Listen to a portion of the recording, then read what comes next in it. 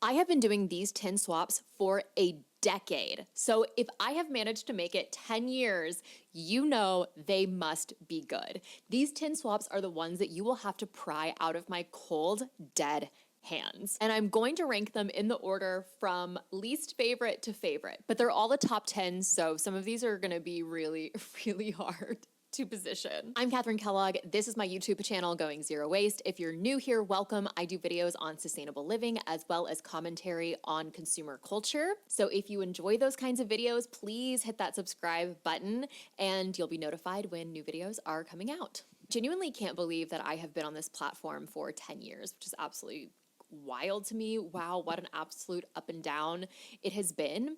When I started my blog and my Instagram channel, people weren't really making full-time livings out of that, and this has become my career. Like, this has been such a wild journey. I'm really surprised as to how much this has grown over 10 years, and I'm just very, very grateful. So the first swap of the 10. So coming in at number 10, we have DIY cleaning products. Now, I love making my own cleaning products because they are super effective, they're so easy to make, and they save you so much money. So much money.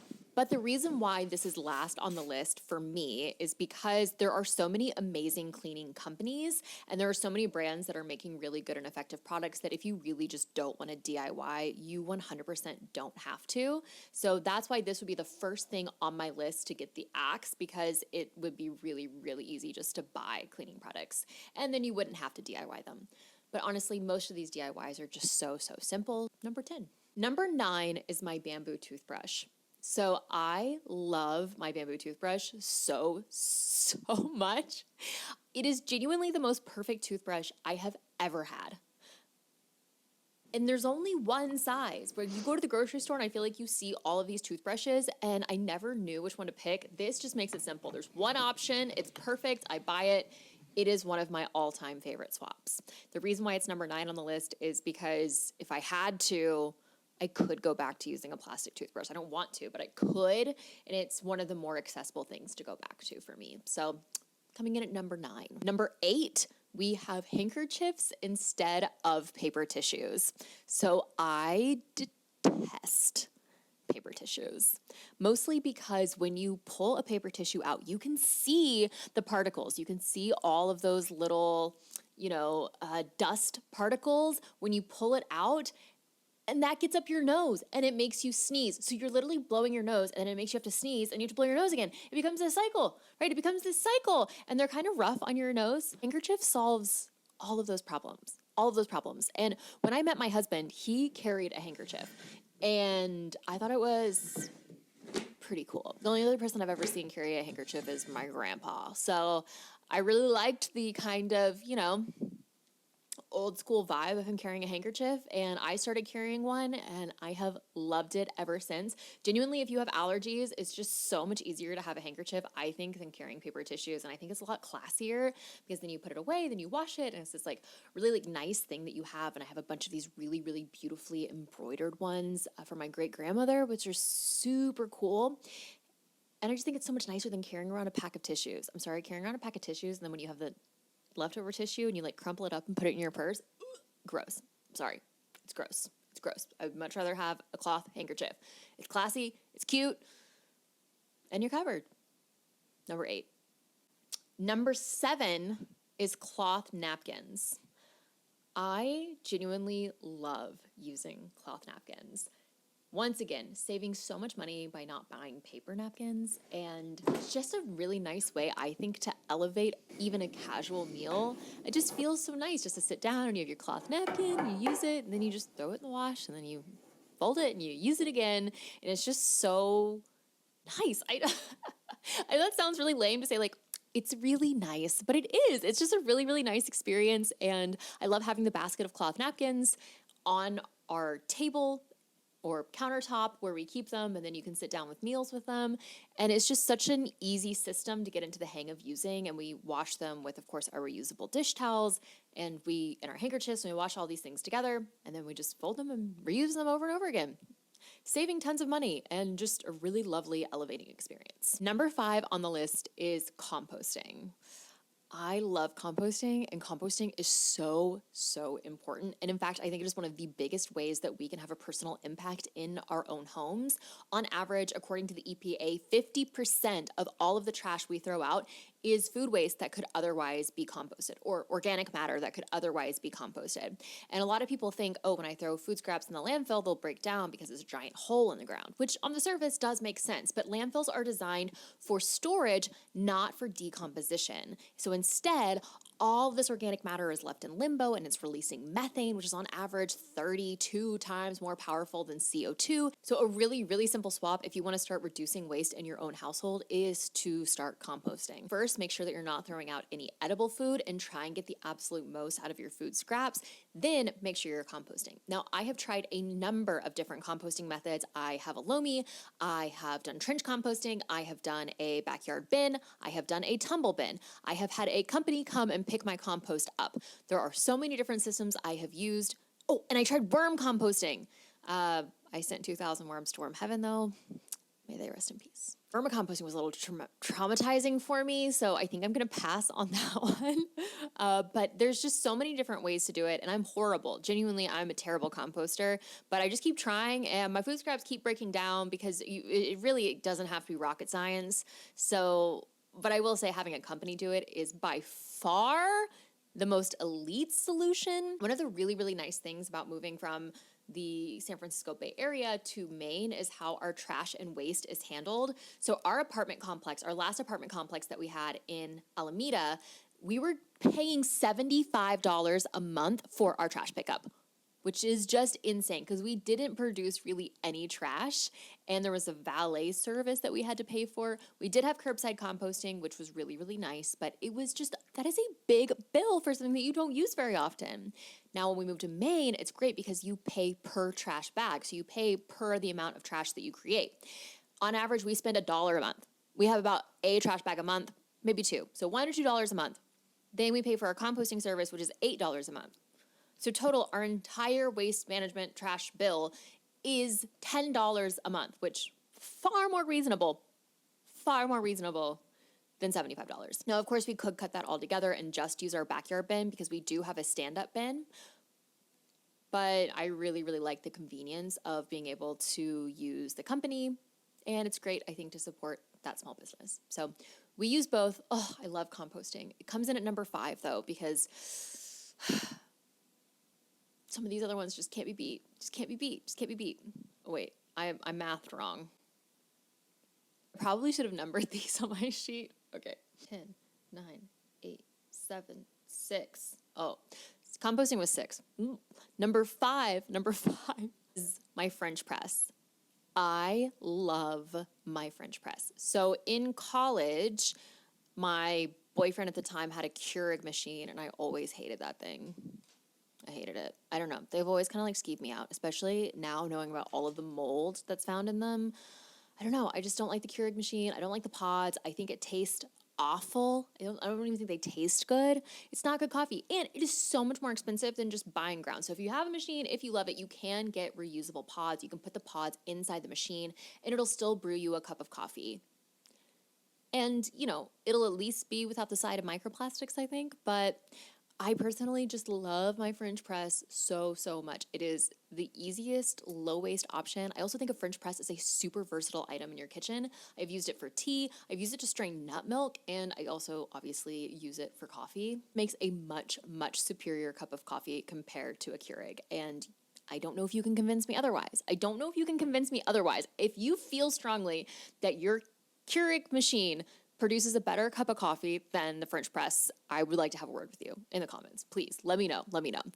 I will say I did have an espresso pod once, and that was pretty good.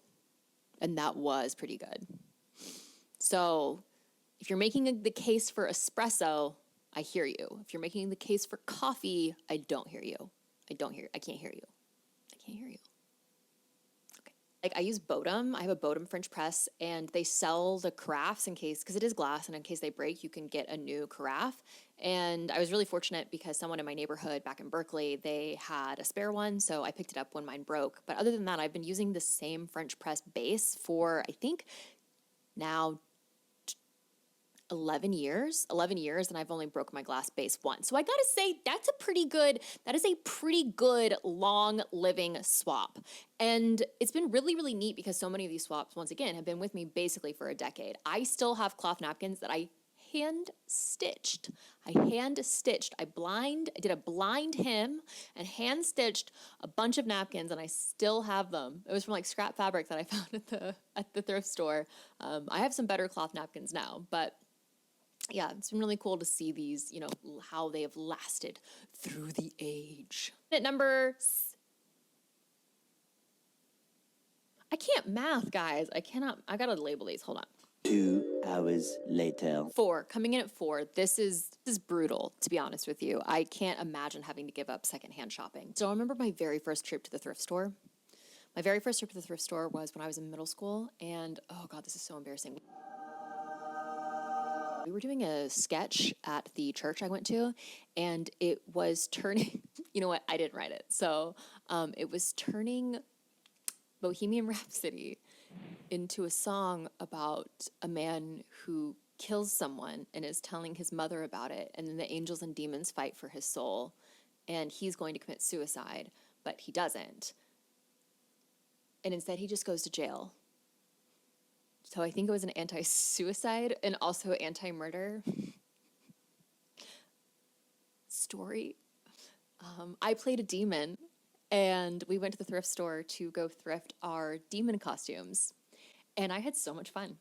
I had so much fun, like a ridiculous amount of fun. My entire face was painted black and red. We used acrylic paint, okay? Maybe that's where all my acne started. I don't know. Teased my hair to high heavens. Used the spray. I wish I had a picture of this. A red highlight in my hair. Thrifted pleather pants. And then some band t-shirt. And then a black mesh. Anyways, man, that really kicked off my love for thrifting. I was like, this is the coolest place I have ever been in my life. Look at all this cool stuff. And I've been hooked ever since on secondhand shopping. Love it. Absolutely love it. Would hate to not be able to go back to the thrift store because you just never know what you're going to find. You just never know what you're going to find. And also secondhand furniture. I would die without secondhand. I mean, I wouldn't die. That's like a really huge exaggeration, but I'd be really sad because you cannot buy the quality of older furniture you cannot buy today. And if you can buy it, it is astronomically expensive. I wouldn't be able to afford it just at all. So I would just have a bunch of plastic furniture in my home, and that would make me sad because of this clip that I'm going to show you. This video was recorded in 2020, and it's a side-by-side burn comparison that's going to show you a traditional living room versus a synthetic living room. Both of these rooms are essentially the same size, and they were both ignited by a small flame in the same area. This is demonstrating the impact of furnishing materials and how that equates to the flashover point. A flashover is when everything in the space reaches the same temperature and it simultaneously ignites, including the smoke in the room. The temperature spikes to an insane degree, and every living thing has only a few seconds to escape before just everything ignites. And look how black this smoke is getting versus the natural room. So if your house catches on fire, you've got a lot less time to get out in a more synthetic living space than you do in a natural living space. This just is really close to my heart because I have had a house fire before, and just another reason why I'm a huge proponent of secondhand furniture. Even at 30 minutes, the natural living room hasn't reached flashover. And look at this cabinet. It's beautiful. It's beautiful. They don't make things like that anymore. So coming in at number 4 on the list, secondhand furniture. Number 3 on the list is my safety razor. I love, love, love my safety razor. Genuinely one of my all-time favorite swaps. It is a closer shave. It has helped so much with my razor burn, and it saves me so much money. I bought a 100 pack of blades for $10. $10. It's going to last me the rest of my life. I love my safety razor. I have a long-handled Parker razor that I've had for 10 years now, and I love it to pieces. I will say I just got a leaf razor. They just sent me one of their new ones in the spruce color, and I will say I do really, really, really like it for my legs because it really like moves with you. I would always nick my ankles and knees with the regular safety razor, and now I have solved that problem. But I will say the single blade safety razor is still probably my favorite for my armpits and for my bikini line because it just gets so close. Definitely the leaf razor has my heart for my legs though. So both really good options. But yeah, saving so much money in the long run. Cannot stress that enough. I love it. I'm also wondering if the leaf razor would be able to go through security in a checked bag because it looks so much like a normal razor. I wonder if they'd let it go. It's the blades is the problem. The fact that you can take the blades out of your safety razor, which usually gets it flagged. But it's expensive enough that I don't know if I want to try it. If you've ever tried it though, let me know. Let me know in the comments. Like I said, I don't think I'd ever be bold enough to risk it for the biscuit, but if anyone has been, I would love to hear about it. Coming in at number 2, the number 2 swap that you would have to pry out of my cold, dead hands would be my period underwear. Surprise, big surprise, genuinely has been one of my favorite swaps. Most conventional pads and tampons contain plastic, which is a known endocrine disruptor, and removing those from my cycle has truly done me wonders. So I thoroughly enjoy using my K&S period underwear. I do believe they are the most comfortable underwear on the market. I know because I made them. Ding! I made them with Shelby and I am such a huge fan. I love our little matching tanks because it just creates a superior lounging experience. And when I'm on my period, I want to feel a little bit more put together. And I actually do feel put together. I can wear that and I can have like a little, little shirt on and I feel comfortable like, in my pajamas, basically lounging around the house. I actually wear the set often as pajamas because it truly is just that comfortable. So definitely my second favorite swap. It feels so good to get single-use plastics out of my routine. I also love that I don't have to throw any products away. It is such a more pleasant experience just being able to wash my underwear like regular underwear. I'm going to wash my underwear anyway, so this just fits directly into my routine and I don't have to worry about having any stinky trash in the bathroom. So it just makes everything more streamlined and I think it's a far more pleasant experience. Number 1, my absolute most favorite swap. It was so funny because Shelby and I did a live when I was at her house last October/November. And we were doing a live and someone asked us what our favorite swaps were. And I looked at her and I said, I think we have the same favorite swap. Should we say it at the same time? And she's like, okay, let's do it. So we counted down 3, 2, 1, bidet attachment. Yep. Also, our second favorite swap was also the same, which is period underwear. Great minds think alike. It really gained more popularity during COVID when all the toilet paper shortages were happening, but it's just such a better experience. It's cleaner. You don't use as much toilet paper. If you have a septic system, God, it's got to be better for that, I'm sure. Best swap. I seriously cannot recommend a bidet attachment enough. So those are my top 10 swaps. Tried to stack them in order of most important to least important, but I would really be sad without any of them. I'd be sad without any of them. So you have to let me know what your favorite zero waste swaps are and how long you've been doing any of these swaps. I would love to know in the comment section down below. And if you enjoyed this video, please give it a thumbs up and I will see you next week with a new video.